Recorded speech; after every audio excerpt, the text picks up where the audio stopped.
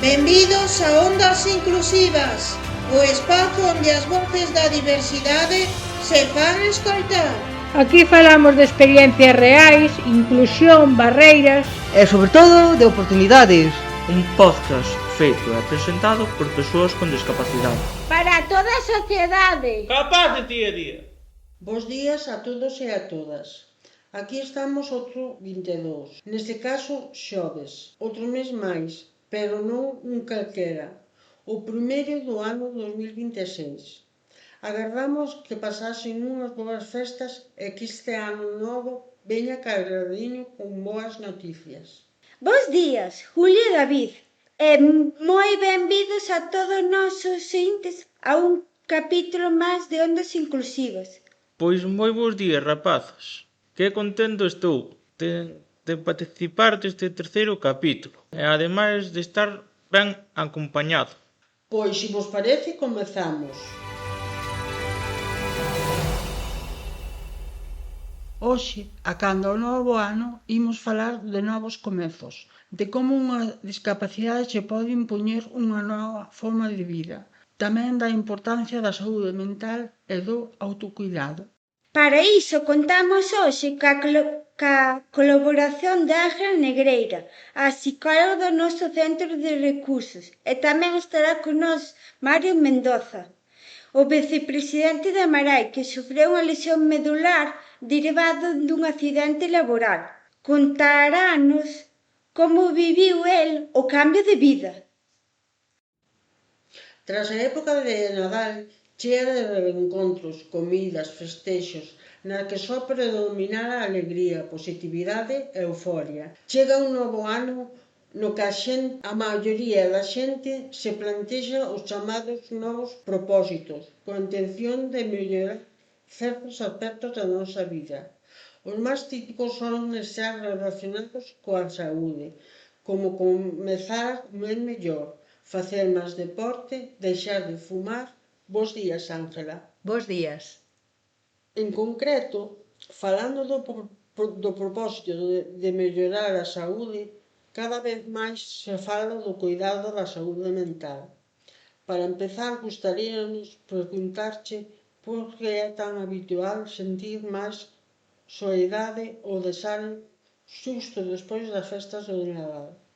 Pois ben, poden darse varios motivos. O principal é iso, o que comentabas, non? Que vimos dunha época de reencontros, de comidas, de festexos, con familiares, amigos, nos que soe predominar a alegría que isto todo xera, non? Entonces, unha vez rematadas estas festas, as despedidas e a volta á rutina, pois pode facernos sentir certa morriña, tristeza ou un baleiro, xa que sabemos que hai familiares e amigos que só se ven en contadas ocasións ao longo do ano, e unha destas fechas son o Nadal precisamente. Como podemos coidar mellor da nosa saúde mental para prevenir problemas psicolóxicos?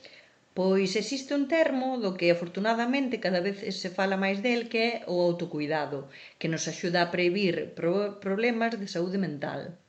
Como defines o autocuidado? Pois mira, o autocuidado é todo aquilo que cada un de nós facemos para sentirnos mellor e que fai que as preocupacións diarias, problemas que nos podan xurdir ou o ritmo de vida que levamos teñan menor impacto en canto a niveis de estrés e, polo tanto, na nosa saúde mental. Son hábitos saudables, actividades gratificantes, rutinas, planificacións de horarios que nos axudan a levar mellor o noso día a día. Como debemos comezar a autocuidarnos? Pois non existen recetas máxicas. Todos sabemos, en certo modo, como cuidarnos e que cousas nos fan sentir ben. Todos sabemos a teoría, pero claro, o difícil é leválo á práctica. Pero, en resumo, o autocuidado pódese dividir en tres aspectos. Ten unha parte física, unha parte emocional e unha parte social. En canto ao autocuidado físico, todos sabemos a importancia dun bo descanso e de dormir as horas necesarias.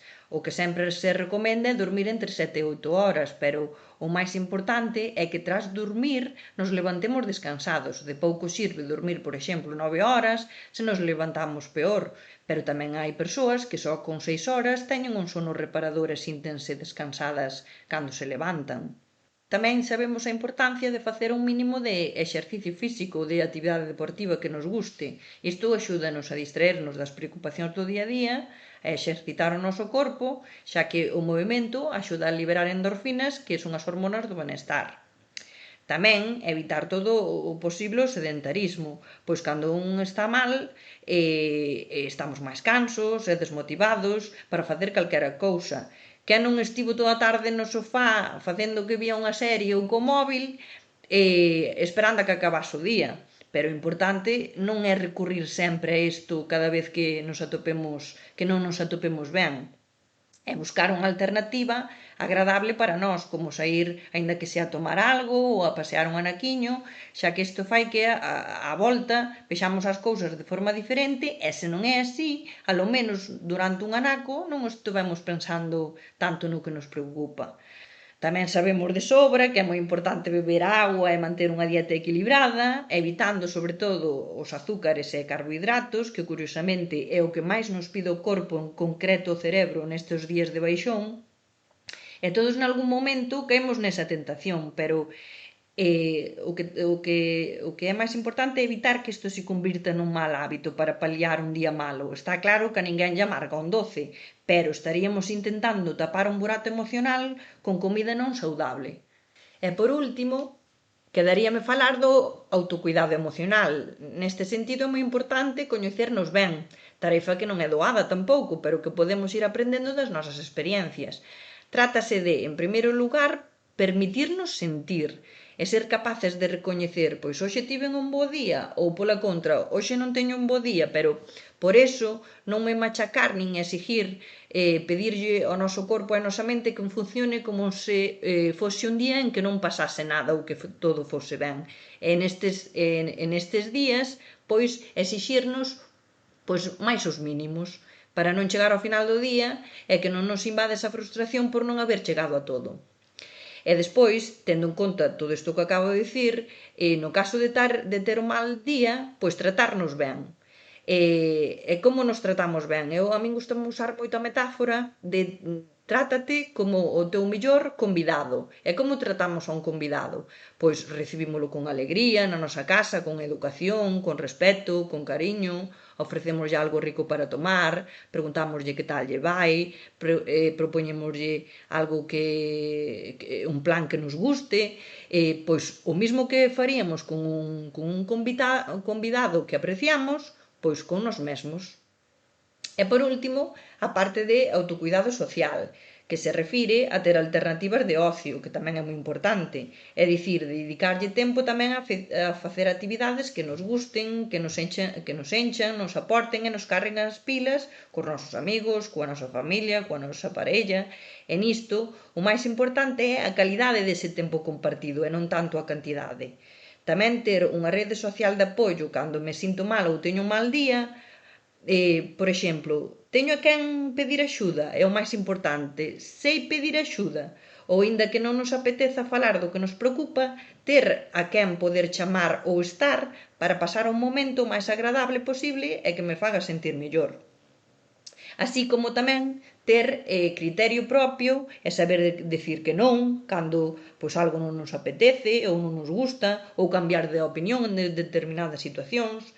E por último, das persoas coas que máis nos relacionamos, que exista un equilibrio entre o que dou e o que recibo, e conservar estas relacións de xeito que son relacións que obviamente nos aportan e fan que nos sintamos que se preocupan por nós, que nos cuidan, que nos tratan ben, ao igual que tamén nos facemos con eles. Como podemos transformar este tempo de inicio do ano nunha oportunidade para coidarnos mellor? Pois pouco a pouco, porque a principal trampa dos novos propósitos é que nos plantexamos obxectivos xerais e pouco realistas, e isto fai que non se manteñan a longo prazo. Por iso a xente que se plantexa de repente empezar, por exemplo, a tope no ximnasio, ou a adelgazar, ou a deixar de fumar sen crear un hábito ou unha rutina axeitada primeiro, e empezar de menos a máis, abandona tras as primeiras semanas, porque introducir un cambio tan brusco ao que non estamos acostumbados non se soe manter no tempo. Moitas gracias por esta intervención tan interesante. Xa estamos todos tomando nota. Gracias a vos. Dámoslle paso a Ana, que vai conversar con Mario Mendoza. Sí, xa o tiño aquí comigo. Bos días, Mario. Bon día. Comezamos este novo ano falando de novos comezos, pero non dos que se escollen, senón dos que chegan sen aviso e che cambian a vida dun día para outro. Ás veces, un accidente laboral, unha lesión, pode romper co que coñecíamos e obrigarnos a reconstruirnos desde outro lugar. Hoxe queremos falar desa nova realidade, do proceso de adaptación, das dificultades, pero tamén do aprendido polo camiño. Para iso contamos cunha persona que viviu ese cambio en primeira persoa e que hoxe convive cunha lesión medular e desprázase en cadeira de rodas. Grazas por estar aquí e por compartir connosco a túa experiencia. Se che parece, imos empezar co principio. Contanos que foi o que che pasou aquel 5 de xaneiro de 2005. Vale, pois en xaneiro, o día 5 de 2005, con 35 anos, estaba facendo un traballo podando unha árbore. E nese momento de un mareo, e cando me dei cuenta que aí para atrás veo a ambulancia, pero resulta que a ambulancia non me puderon levar e teve que ser o helicóptero, directamente para a Coruña, o hospital que era o Juan Canalejo, que agora ten outro nome. Lembras o momento no que tomaches conciencia de que a túa vida iba a cambiar? Que pasou pola túa cabeza nese intre? Nese momento pasoume moitas cousas na cabeza. Moitas. Porque eu estaba afeito de caminar e andar e facer a vida normal como facía todo o mundo, pero nese momento me dixeron que non podía caminar máis. E eu non sabía que significaba de estar nunha cadeira de rodas. Vi a xente andar en cadeira de rodas, pero eu non me imaginaba que eu iba a estar nunha cadeira de rodas. Que foi o máis difícil de aceptar nos primeiros meses tras o accidente? Iso foi moi difícil, porque de estar a andar nunha cadeira, de andar normal e puñer nunha cadeira de rodas era moi difícil porque era novo. Entón, os compañeros me dicían que tiña que facer cousas que eu era imprescindible que nunca pensei que iba a facelas.